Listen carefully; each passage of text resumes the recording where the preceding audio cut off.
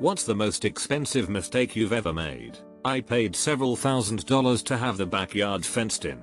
2 months after the job was complete and paid for, a neighbor complained that the fencing was about 2 inches onto his property and that it had to be removed, even though the fencing contractor said it had been done strictly according to a survey he had procured. Turned out the neighbor was correct. By the time it was determined, the fencing contractor had gone out of business.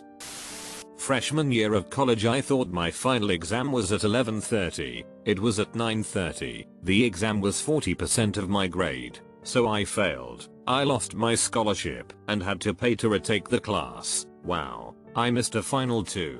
Thought it was the next day. Somehow the professor let me come to her office the next morning to take it. I think she only docked me 2/3 of a letter grade, which in retrospect was pretty amazing. I actually forgot about this for 15 years until I read your post. Nuked a hard drive that had a Bitcoin wallet with around 30 Bitcoins on it, which would be worth around $120,000 today. Cries while looking at my bank account with $27.03 in it. Grabbed the wrong briefcase from my office while I was rushing to the airport. It had a loaded while the P99 in it. $5,000 fine from the Tsar, but it was bumped down to $3,000 because I paid within 30 days. Really stupid of me to say the least. Not me, but my best mate made a doozy. He was in a bit of a rush to buy himself a car. He had a nice little nest egg of $20,000 put aside just for this purchase. He did a bunch of private inspections around our area, but he just couldn't find one he wanted. He finally stumbled across the perfect car for him. Great mileage, all country driving, full service history and in excellent condition. The only problem? The buyer was on the other side of the country. For whatever reason my mate decided to contact the dude and organize the purchase. After the money transferred, the ad disappeared and so did the car owner. I just have no idea what was going through my mate's head. It has been 5 years and they never caught the fraudster and my friend never got his $20,000 back. 2 stories like that. One good, one bad. Doctor in Louisiana finds a Lambo build in Cali, sends money, gets progress pics, sends more money, more progress pics. Things start breaking down. More money, no progress pics. End game. Doctor received a Fero frame with 4 mismatched tires and a red velvet bucket seat installed, a steering wheel, used rack, and a few other necessities. All told, he was out thousands of dollars. The shop was doing this to several people across the country with this same vehicle. I use that term very loosely, as well as a couple of other builds. Second story was a guy in Canada looking at a 72 Chevy van that was supposedly completely redone after Katrina. Hires me to do a thorough pre-sale inspection. Van was rolling, rusty garbage, eaten up from the inside rails. All the double wall panels had rust in between. Custom built interior in the rear consisted of boxes of plywood covered with fabric. Underneath the vehicle were sheet metal screws that had been run through the wood into the floor pan. Rusty mess. That was a no sale for sure. The only downside was the guy sent me a Canadian check. So it was CAD, which was way less than my fee. So we had a lot of back and forth getting my full fee paid. He was a nice guy. Honest mistake. All worked out in the end.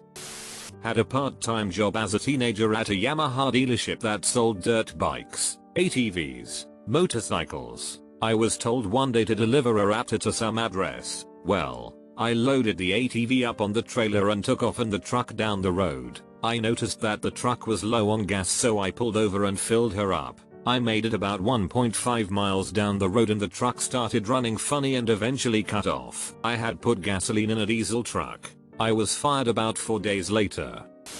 Not taking better care of my teeth. Now I need thousands of dollars worth of work and can't afford it, so will likely end up losing them all. Buying a $2,500 couch as a college student. Why? Was it at least a good couch? It's excellent. I'll sell it to you for $2,500.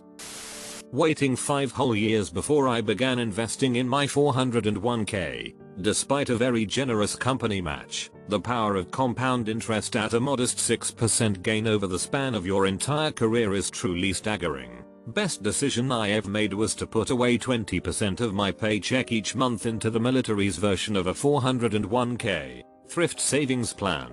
I've been doing it for 15 years now and I have a nice little nest egg that is only going to continue growing. And now that it's become such a habit for me, my paychecks and therefore contributions have continued to go up and I'll be able to have this money as my financial bedrock when I retire. You don't need to be the Wolf of Wall Street to end up with a comfortable retirement. Sure, you'll never be doing coke on a yacht in the Hamptons, but you'll also not be working some dead-end job when you're in your 60s either.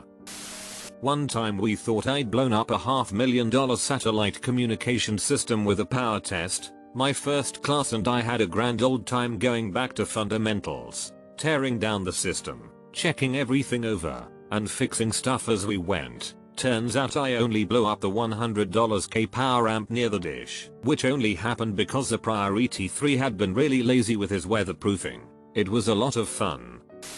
Not me, but a guy I knew during college decided he was fed up with all of the work we had to do at school and quit when we were already done with 3/4 of our time at school. He also quit the coffee shop job we happened to work at together, and only a little bit later, I was graduated less than a year later and fortunately found a job right out of school. He nearly lost his apartment, got another job at a different coffee shop, and still had to deal with all the college loans he'd already taken out.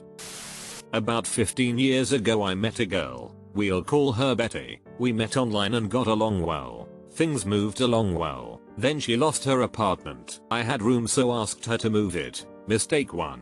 We're living together. I think we're both feeling about the relationship but weren't ready to break up as that's rather unpleasant. I should add she didn't want to break up because I was paying the bills and she had no place to go, awful family, and no money due to her truly impressive ability to lose jobs. So we're going along and all of a sudden she gets sick. We're talking major surgery sick. She had no health insurance but I did through work. So what did I do? Being the stand-up guy that I am, I married her to get her on my health insurance so she could get better. Mistake 2. She had multiple surgeries and procedures etc and of course couldn't work. I was lucky enough to have been given stock for birthday Christmas gifts by my father and they'd gone way up. I was sick of apartment living and wanted out of the city and back to the burbs. I cashed in all the stock and bought a small house for us to live in.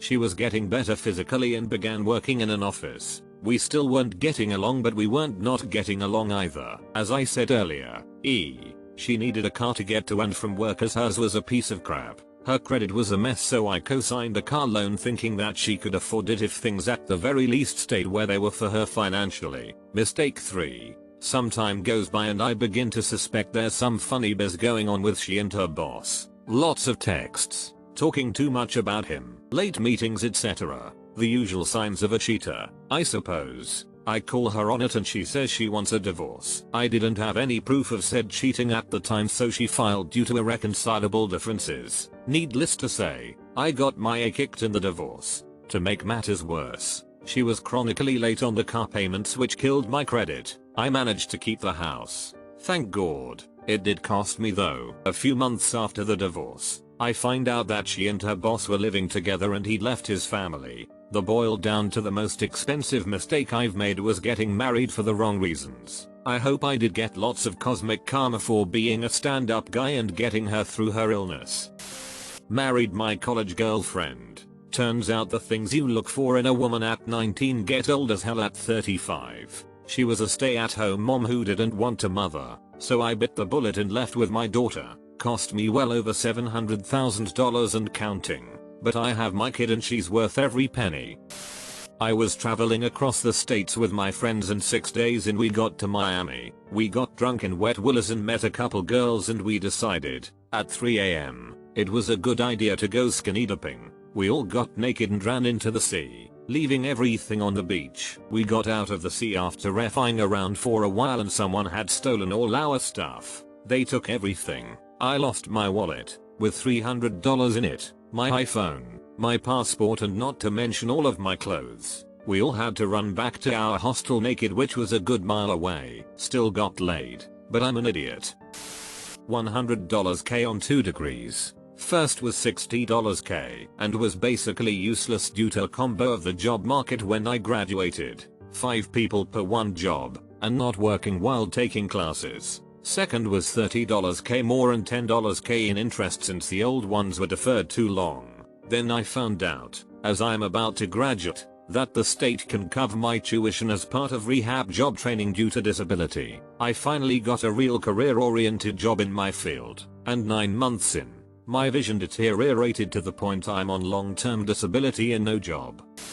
My manager decided I was in charge of software release quality, but unfortunately he neglected to actually tell me. Some bozo then pushed out some crappy code to the trading floor that got stuck on stupid and bought 3,000 JNPR spreads when the trader only wanted 50. Unwinding the 2,950 unwanted spreads cost about $25k, so that sucked. I got sent home for the rest of the day to reflect on my sins, but I got the last laugh. I went to Chili's and got blasted on margaritas. However, the king of goofs goes to poor Eli. Poor Eli was a new trading assistant on the floor and thoroughly believed he was hot. He was going to take the world by storm and decided he was next in line to make partner. Only first, he was assigned the task of sending in an option exercise one Friday afternoon in order to capture a particularly large special dividend. Poor Eli knew how to do it, but he was in a bit of a rush. He sent the fax through to the broker and then left before getting the confirmation. The fax failed and the options weren't exercised,